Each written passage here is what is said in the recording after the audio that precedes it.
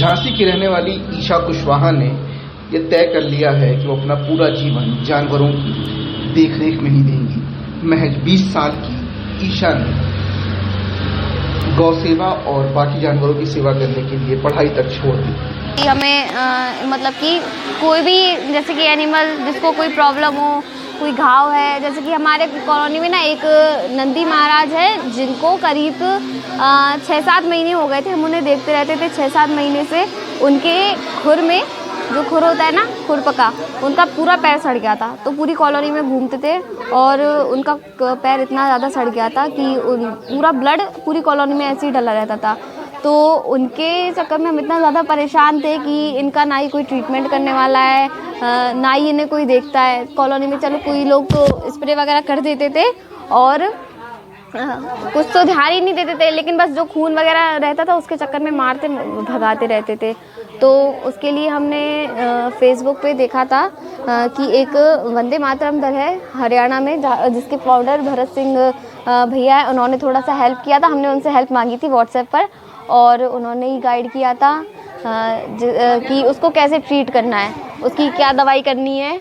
तो वो चीज़ हमें वही भैया ने बताई थी। और धीमे धीमे हमें फिर एक डॉग मिला था वीरांगना नगर में, जो कि जिसपे किसी बाइक ने हिट कर दिया था।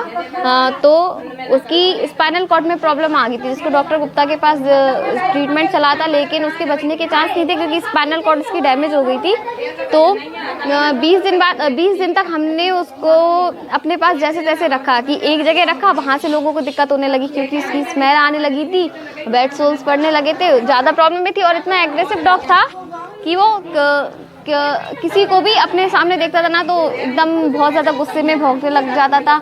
लोगों को इतनी दिक्कत यहाँ से वहाँ, हम उसके चक्कर में इतना परेशान हुए थे। शेल्टर कहीं था नहीं झांसी में। तो नगर निगम की थोड़ी सी छोटी सी जगह पे हमने उसको रखा था, लेकिन 20 दिन बाद वो ख़त्म होने के कारण तो हमने सोचा था कि अब इनका करने वाला तो कोई है नहीं है, ना ही कोई शेल्टर है झांसी में। तो सबसे पहले हमने जैसे कि जो अपना पशु चिकित्सालय है मंडी कैंट वाला, वहाँ के जो डॉक्टर्स हैं उन्होंने सपोर्ट किया। तो गायों का ये है, कभी भी कोई भी दिक्कत होती है तो वही भूसा वगैरह का अरेंजमेंट करते रहते हैं, क्योंकि गायों का और साथ में डोनेशन इतना नहीं आता कि हम गायों का भी चला सकें और डॉग्स का भी।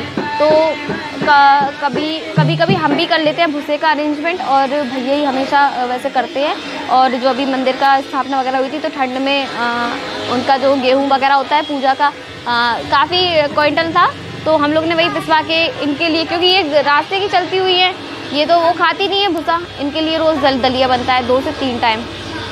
सामने वाले दादाजी हैं, यहाँ के लिए मेन मैनेजमेंट का दिक्कत बहुत ज़्यादा होता है, क्योंकि हमें रेस्क्यूज़ भी देखने हैं रास्ते पे, जो कॉल आ जाए, और यहाँ का भी। और ये जगह मेरे घर से 13 किलोमीटर दूर है, 13 किलोमीटर आना और 13 किलोमीटर जाना। और कभी कभी ऐसा होता है कि हमें 2 बार भी चक्कर लगाना पड़ता है। तो सामने जो दादाजी रहते हैं, दयाराम सिंह दादाजी है, तो वही सुबह, तो वो रिटायर्ड है, तो सुबह आ जाते हैं, थोड़ा बहुत क्या बोलते हैं गायों का खिलाना पिलाना, और डॉग्स को बस पेडिग्री खिला देना, वो कर लेते हैं। शाम को मतलब कि रात में अगर हमें जल्दी जाना पड़ जाए तो रात में भी मैनेज कर लेते हैं। तो ऐसे लोग सपोर्ट कर देते तो थोड़ा सा आसान हो जाता। और दोपहर में इनके लिए रोटियां वगैरह बनाना, आटा रखा रहता है, रोटियां बनाई हमने, यहाँ की साफ़ सफाई हुई, वो सब कर दी हमने। और इनका देख रेख, जैसे कि अभी ये बच्चे हुए थे, इतने ज़्यादा कमज़ोर थे, डर लगा रहता था कि कोई डॉग्स ना आ जाए। 1 दिन तक तो इनकी माँ ही नहीं आई थी, 1 दिन तक इन बच्चों को अपना माँ का दूध ही नहीं मिला था।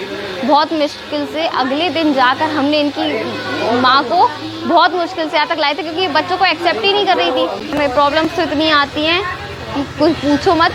ये डॉग्स और काउस एक जगह नहीं रख सकते, इसलिए हम दूसरा शेल्टर भी हमें डॉग्स के लिए हम तैयार कर रहे हैं। अगर आप भी ईशा की मदद करना चाहते हैं और चाहते हैं कि वो इस प्रकार का काम करते रहें, तो उनकी मदद के लिए आप उनसे संपर्क कर सकते हैं। उनका नंबर खबर में दिया हुआ है। रेटिंग लोकल के लिए झांसी से शाश्वत सिंह की रिपोर्ट।